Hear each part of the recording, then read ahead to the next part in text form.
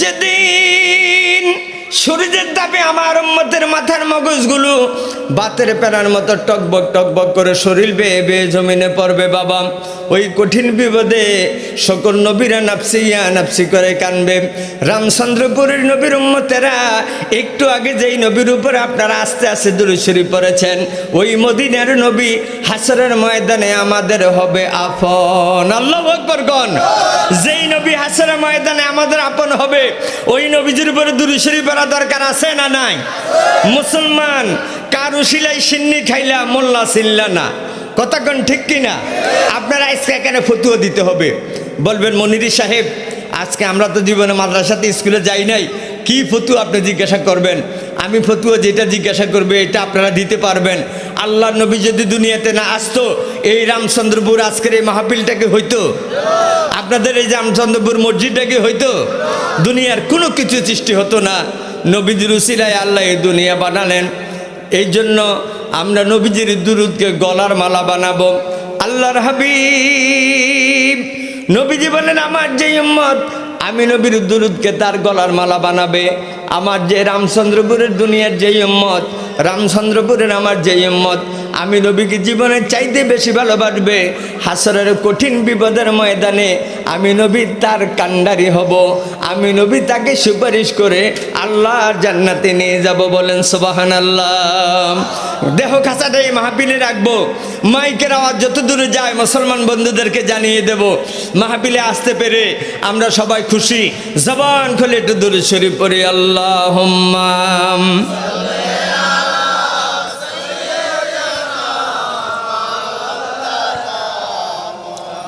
وعلى آل سيدنا মাওলানা। ধীরে ধীরে চলতেন নবীজি রাস্তা দিয়া হাঁটিয়া,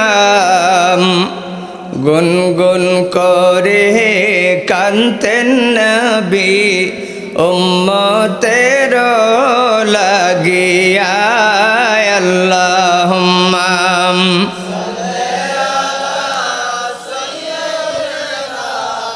মাওলানা মুহাম্মদ ওয়া আলা আলি সাইয়্যিদিনা মাওলানা।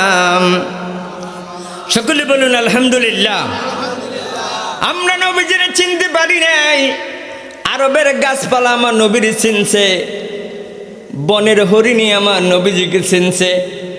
মা আমেনা বলেন, খুব মনোযোগ, মোহাম্মদ যখন আরবের রাস্তা দিয়ে হাঁটতো, আমার ছোট্ট ছেলে মোহাম্মদ, আমি আল্লাহর জাতের কসম খেয়ে বলি দুনিয়ার মানুষ, আমি দেখি আমার ছেলে কলিজা, আমার কলিজার টুকরা মোহাম্মদ যখন রাস্তা দিয়ে যায়, গাছ থেকে ঝাঁকে ঝাঁকে পাখি উড়ে এসে যেই দুইটা ডানা দিয়া পাখিরা পথ অতিক্রম করে, ওই দুইটা ডানা দিয়া আমার কলিজার টুকরা মোহাম্মদের মাথার চতুর্পাশে বাতাস করে। বলেন সুবহানাল্লাহ।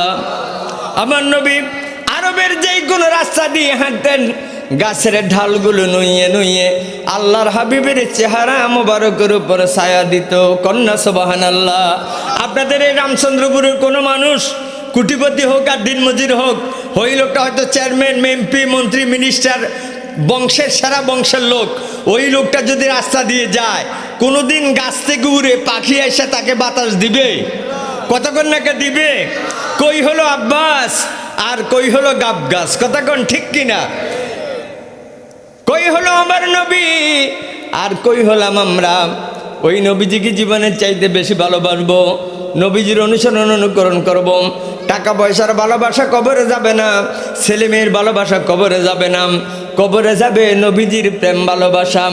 আমাদের দেশের কোনো লোক যদি মারা যায়, ওই লোকটা বিএনপি করুক আর আওয়ামী লীগ করুক আর জাতীয় পার্টি করুক আর জামাত ইসলাম করুক, কোনো পার্টির নামে তাকে কবরে রাখা হয় না। কথা বলেন ঠিক কিনা?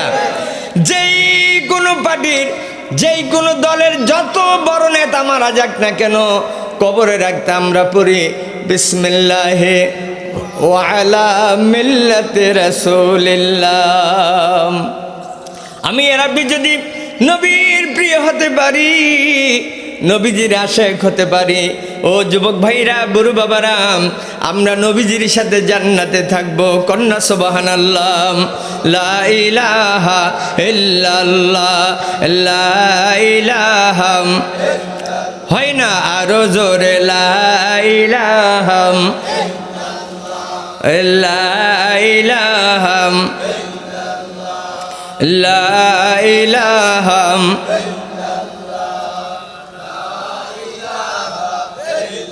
হযরত ইব্রাহিম বলে আল্লাহ আল্লাহ, নমরুদ বলে আগুন জ্বালাম।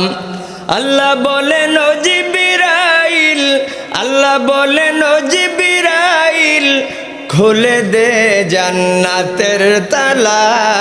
লা ইলাহা, আরো জোরে, লা ইলাহা ইল্লাল্লাহ ইল্লাল্লাহু মুহাম্মাদুর রাসূলুল্লাহ সাল্লাল্লাহু আলাইহি ওয়াসাল্লাম। সকলে বলুন আলহামদুলিল্লাহ। আমার যুবক ভাইরা, আমার বুড়ো বাবারা, আল্লাহ রাব্বুল আলামিন কোরআনে কারিমে সূরা বাকারার মধ্যে আমার আল্লাহ ওয়াজ করেন, কুল ইন কুনতুম তুহিব্বুনাল্লাহা ফাত্তাবিউনি ইউহিব্বুকুমুল্লাহ ওয়া ইয়াগফির লাকুম যুনুবাকুম আল্লাহু গফুরুর রহিম। আমার আল্লাহ বলেন, হাবিব গো, নবীজিকে আমার আল্লাহ ডেকে বলেন, হাবিব, রামচন্দ্রপুরের আপনার উম্মতদেরকে জানিয়ে দেন, দুনিয়ার আপনার উম্মতদেরকে জানিয়ে দেন, যারা আমি আল্লাহকে পেতে চায়, যারা আমি আল্লাহর বন্ধু হতে চায়। আমরা আল্লাহর বন্ধু হতে চাই কিনা? সবাই বলেন চাই কিনা? আমরা আল্লাহর জান্নাত চাই কিনা? কারা কারা সারে একটু হাত তোলে, নারায়ে তাকবীর। হইল না তা ভাই, আরো জোরে, নারায়ে তাকবীর, নারায়ে রিসালাত, আল কোরআনের আলম, আল হাদিসের আলম। হাত নামান, আল্লাহ যেন কবুল করে, কন্যা আমিন।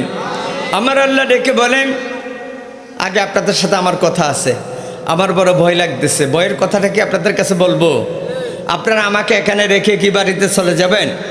কি চলে যাবেন আপনারা? আল্লাহ যেন কবুল করে, কন্যা আমিন। সকলের যুবক ভাইরা, আমি অত্যন্ত খুশি আজকের এই মাহফিলে অনেক যুবকের উপস্থিতি। একটা কথা বলবেন, গুনাহ মাপের ক্ষমতা কার? আর ভাই আরেকটু জোরে বলেন না, কার? আজকের এই মাহফিল কুশিলা করে আল্লাহ আমাদের গুনাহ মাফ করতে পারে কিনা? মানুষ একটু কম, এ থেকে আপনাদের মন ছোট, ছোট পুকুরেও বড় মাছ পাওয়া যায়। কথা বলেন ঠিক কিনা? সম্মানিত সুধী, আমরা কথা মানবো আল্লাহর। কার?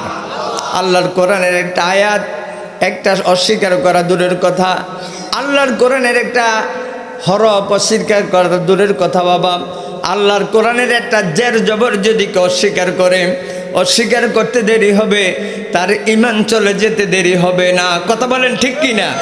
সেই কোরআনে আমার আল্লাহ বলেন, হাবিব, রামচন্দ্রপুরের আপনার উম্মতদেরকে জানিয়ে দেন, দুনিয়ার আপনার উম্মতদেরকে জানিয়ে দেন, যারা আমি আল্লাহর বন্ধু হতে চায়, যারা আমি আল্লাহর জান্নাত পেতে চায়। এই আয়াতটার তাফসির অনেক তাফসিরকারগণ অনেক বড় ব্যাখ্যা করেছে। আমরা যারা আল্লাহর জান্নাত চাই, আমার আল্লাহ বলেন, ও হাবিব, আপনার যে উম্মতগুলো আমি আল্লাহর জান্নাত চায়, তারা যেন আপনি নবীরে ভালোবাসে। সুবহানাল্লাহ বলেন না? আরো জোরে বলুন না সুবহানাল্লাহ। যারা নবীরে ভালোবাসে, সত্যিকার করে বলবেন, তারা কি নামাজ ছাড়তে পারে? তারা কি রোজা ছাড়তে পারে? তারা কি মিথ্যা কথা বলতে পারে? তারা ঘোষের লেনদেন কি করতে পারে? না। এটা যদিও কথা ছোট, এটার অর্থ অনেক বড়। যারা আমি আল্লাহর জান্নাত চায়, যারা আমি আল্লাহকে পেতে চায়, তারা যেন আপনি নবীরে ভালোবাসে।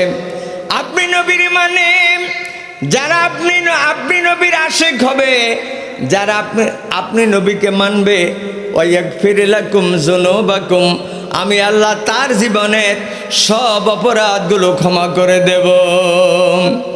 তাহলে আল্লাহর কোরআনের ফতু অনুযায়ী যারা নবীরে ভালোবাসবে, নবীজির অনুসরণ অনুকরণ যারা করবে, আল্লাহ বলেন, বান্দা, তোর জীবনের সব গুনাহ আমি আল্লাহ মাফ করে দেই। কন্যা সুবহানাল্লাহ।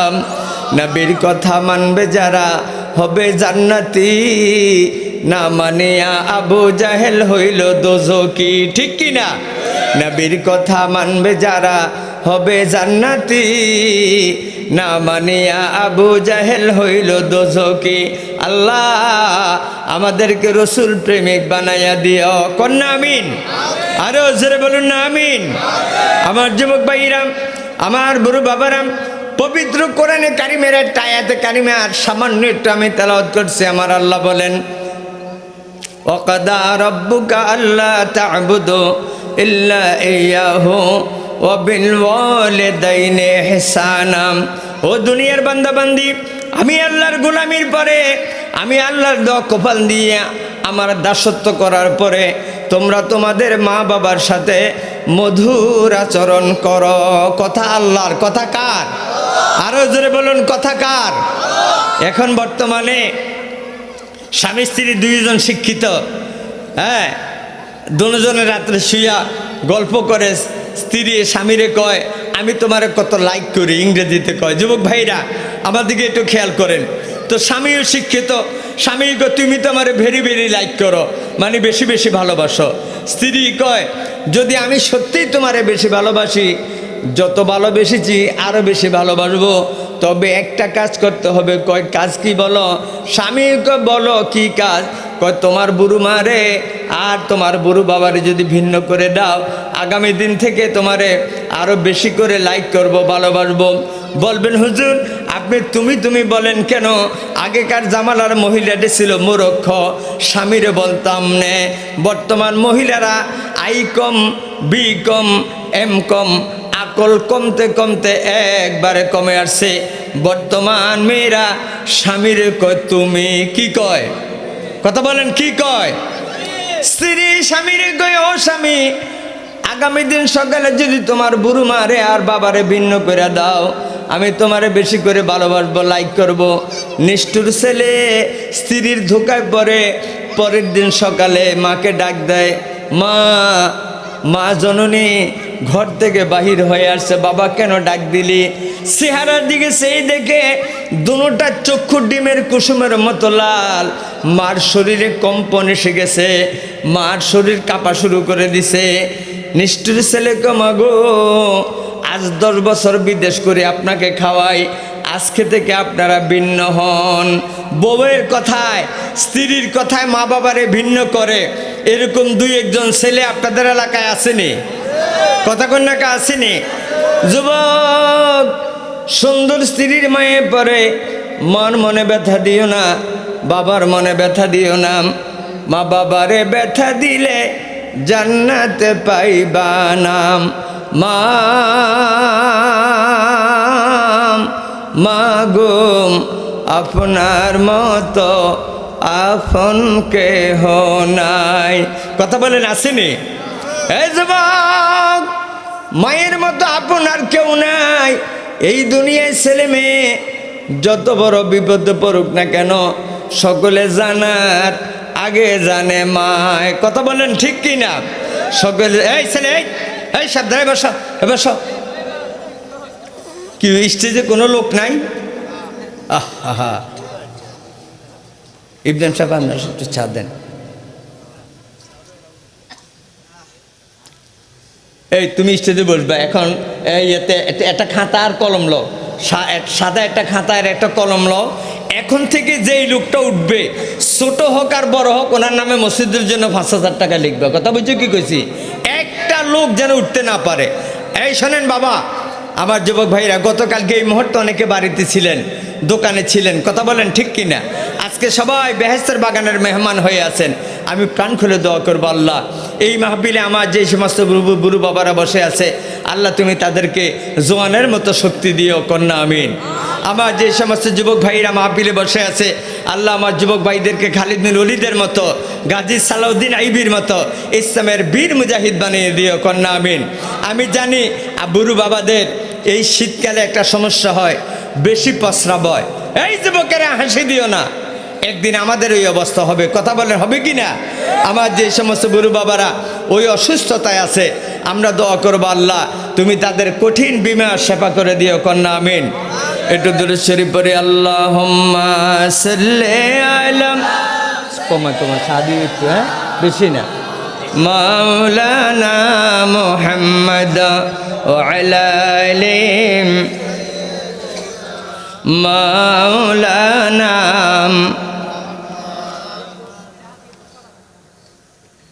কোথায় রইলেন প্রাণের নবীজি, আমাদেরকে ভুলিয়া? আপনি ছাড়া কি লাভ হবে আমরা ধরায় বাসিয়া? আল্লাহুম্মা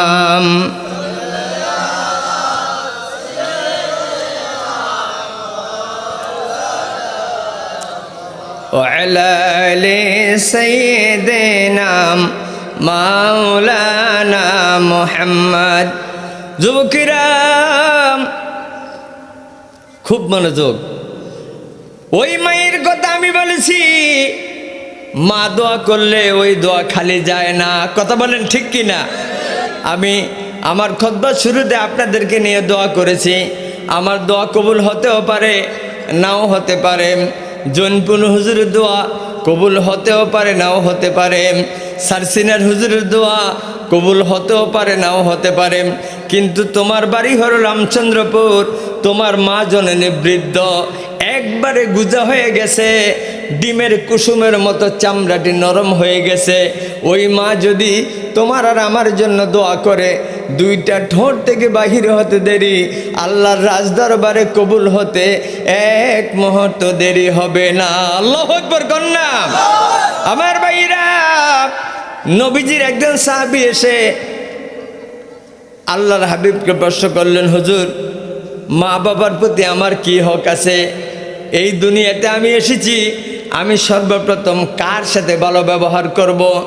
আচরণের দিক দিয়ে, কথাবার্তার দিক দিয়ে। ক্বালা রাসূলুল্লাহ সাল্লাল্লাহু আলাইহি ওয়াসাল্লাম মান বিহিসিস সাহাবাতি ইয়া রাসূলুল্লাহ। হুজুর, আমি কার সাথে ভালো ব্যবহার করব? আল্লাহর হাবিব আমাদের প্রাণের নবী হাদিস শরীফের মধ্যে বলেন, ক্বালা উম্মুকা, তোমার মায়ের সাথে। এই যুবক ভাইরা একটু তাকাও না এদিকে, খুব খেয়াল, খুব খেয়াল। আমি হাদিস বলছি। হুজুর, আমি কার সাথে ভালো ব্যবহার করব? নবীজি প্রথমবার বললেন, ক্বালা উম্মুকা, তোমার মায়ের সাথে।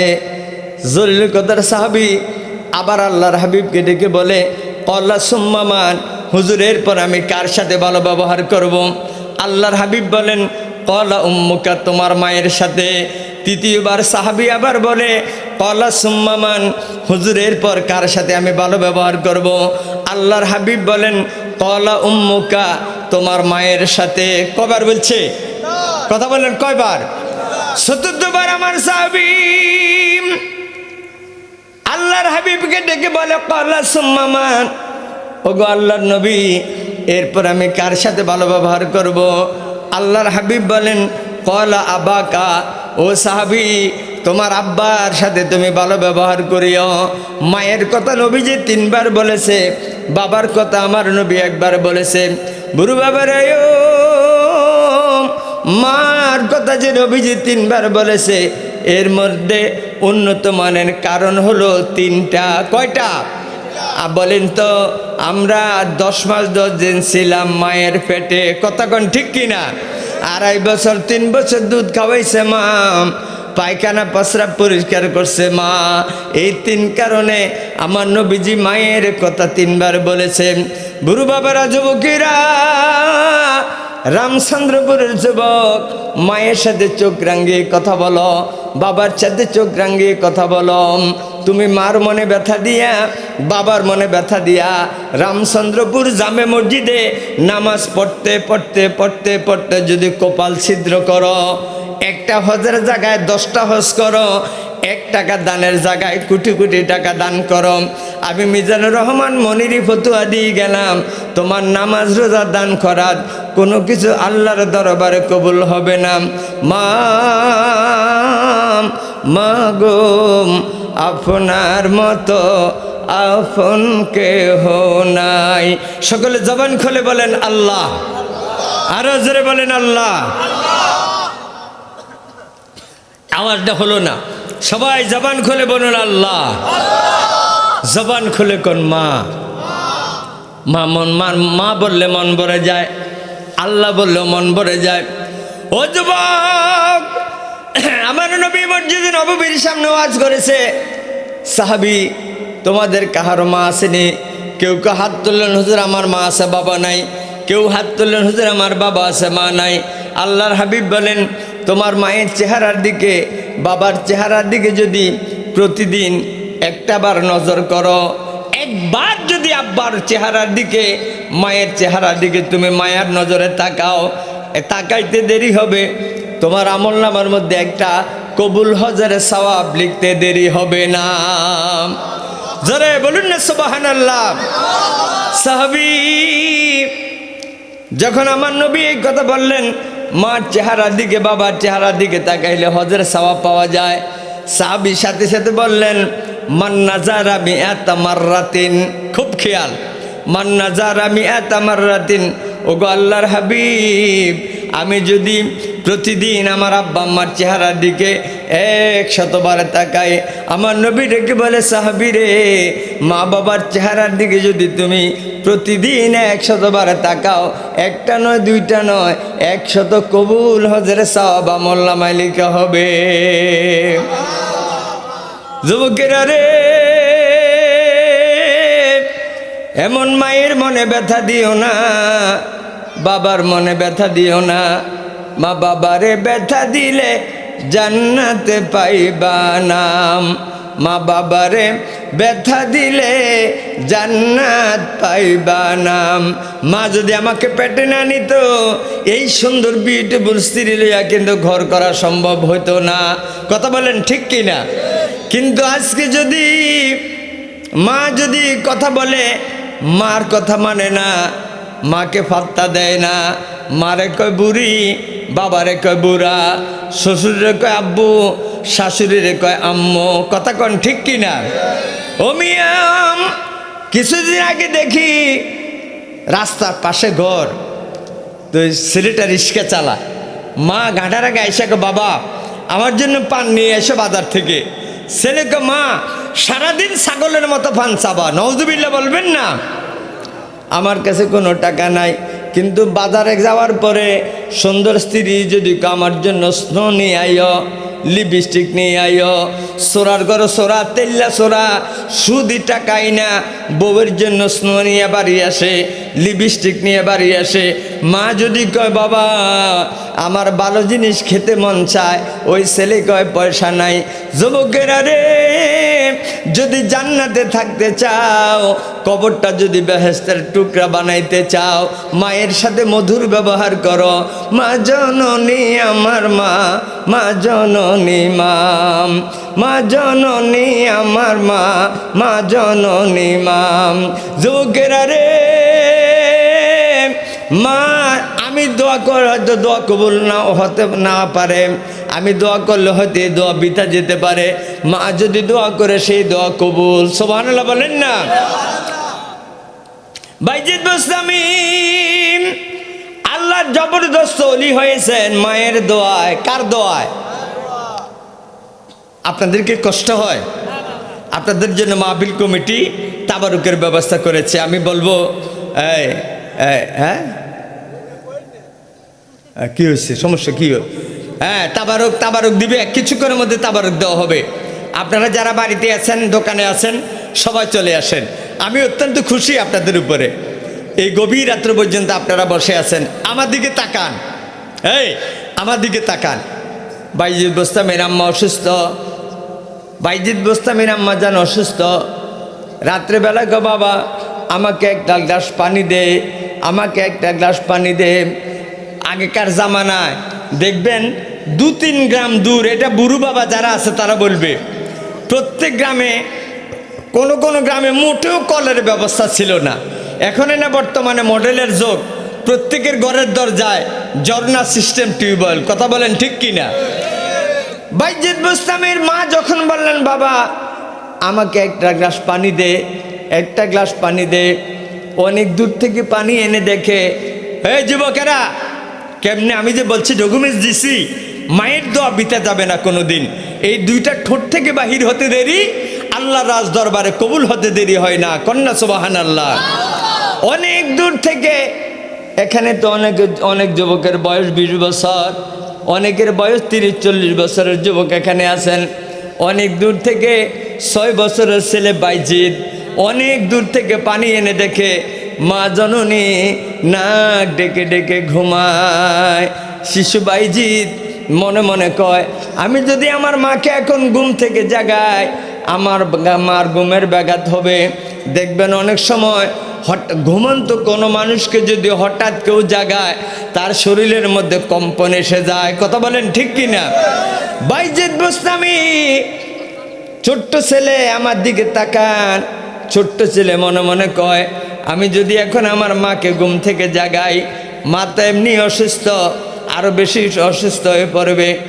আবার সর্বশ্রেষ্ঠ আদালত যেটা সুপ্রিম কোর্ট থেকেও যেটার দাম বেশি, কুমিল্লা জজ কোর্ট আদালতের চাইতে দাম বেশি, ওইটার নাম হলো বিবেক। ওইটার নাম কি? বিবেক। এই মাথার মধ্যে প্রশ্ন করে এখন যদি আমি পানির গ্লাসটা রেখে যদি শুয়ে পড়ি, আবার আমার মা জননী কখন পানি সে পানির তৃষ্ণা কষ্ট পায়। বাইজিদ বুস্তামি কয়, আমার মা আমাকে পেটে নিয়ে বহু রাত্র ঘুমায় নাই। আমি যখন আমার মায়ের পেটে রাতি মারছি, মা জননী মাঘ মাসে কনকনে শীতের মাঝে মা ঘুমাইতে পারে নাই, বসতেও পারে নাই, শুইতেও পারে নাই। মা আমাকে পেটে নিয়ে বহু রাত্র ঘুমায় নাই। আমি একটা রাত্র কি মার জন্য ঘুম মারতে পারি না। রামচন্দ্রপুরের যুবক 6 বছরের ছেলে শিশু বাইজিদ ঘন্টার পর ঘন্টা মায়ের মাথার শিওরে দাঁড়িয়ে আছে। আল্লাহু আকবার বলবেন না? বাইজিদের আম্মা তাহাজ্জুদ গুজার মহিলা ছিলেন। রাত্র 3টার দিকে চোখ খুলে দেখে 6 বছরের ছেলে বাইজিদ পানির গ্লাস নিয়ে মায়ের মাথার শিওরে দাঁড়ানো। সুবহানাল্লাহ বলবেন না? মা খুশি বাগবাগ হয়ে গেল। বাবা, সন্ধ্যা রাত্রে তোর কাছে পানি চেয়েছি, এই গভীর রাত্র কেন তুমি পানির গ্লাস নিয়ে মায়ের মাথার শিওরে দাঁড়িয়ে আছো? মা গো, ও মা, এই ছেলে, মা আপনি পানি চেয়েছেন, অনেক দূর থেকে পানি এনে দেখে আপনার চোখে ঘুম এসে গেছে গো মা। আপনাকে ঘুম থেকে জাগাই নাই, আপনার ঘুমের ক্ষতি হবে। অন্য জায়গায় পানির গ্লাসটা রেখে যদি শুয়ে পড়ি, আবার আপনি কখন পানি চেয়ে পানির তৃষ্ণা কষ্ট পান। মা 10 মাস 10 দিন পেটে নিয়েছেন আপনি আমাকে, 2.5 বছর 3 বছরের দুধ খাওয়াইছেন, পায়খানা প্রস্রাব পরিষ্কার করছেন গো মা। আমি পেটে থাকাকালীন ঘন্টার পর ঘন্টা, মাসের পর মাস আপনি ঘুমান নাই গো মা। আমি বাইজিদ কি একটা রাত্র আপনার জন্য ঘুম মারতে পারি না, এই জন্য মা সারা রাত্র আপনার মাথার শিরে দাঁড়িয়ে আছি। ও রামচন্দ্রপুরের যুবক, বাইজিদের আম্মা খুশি বাগবাগ ওযু করে এসে তাহাজ্জুদের নামাজ পড়ে আল্লাহর কাছে দোয়া করে, আল্লাহ আমার ছেলে বাইজিদের তুমি একজন জবরদস্ত ওলি বানায়া দিও। জোরে বলুন না সুবহানাল্লাহ। আমার আল্লাহ বলেন, বাইজিদের আম্মা কথা আগে আসে অন্তরে, এরপর আসে জবানে। তোমার ছেলের উপরে খুশি হয়ে আমি আল্লাহর বন্ধু হওয়ার জন্য আমার কাছে দরখাস্ত করবা, তোমার জবান থেকে বাহির হতে দেরি, তোমার ছেলেরে আমি আল্লাহর বন্ধু বানাইতে 1 মুহূর্ত দেরি হয় নাই। কন্যা সুবহানাল্লাহ।